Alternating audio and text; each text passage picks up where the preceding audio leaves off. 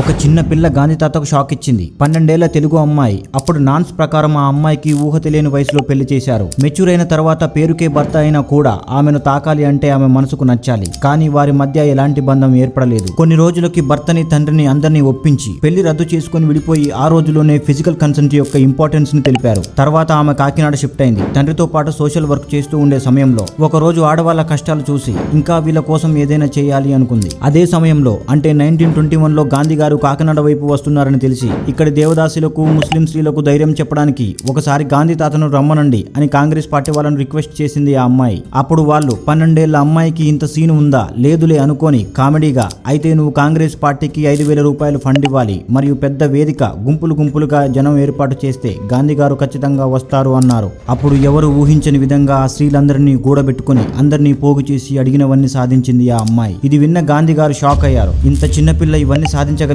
అని వెంటనే అడిగినట్టుగా కాకినాడలో స్పీచ్ ఇచ్చారు. ఆమె ఎవరో కాదు, దుర్గాబాయ్ దేశ్ముఖ్, మన భారతదేశ స్త్రీ లెజెండ్. అంత చిన్న వయసులో మహిళల కష్టాలు చూసి స్వాతంత్రం కోసం చేసిన పోరాటం ఈ దేశం గర్వపడేలా చేసింది. ఓవరాల్ గా ఈ వీడియో మీకు ఎలా అనిపించిందో కింద కామెంట్ చేయండి. వీడియో నచ్చితే ఒక లైక్ చేయండి.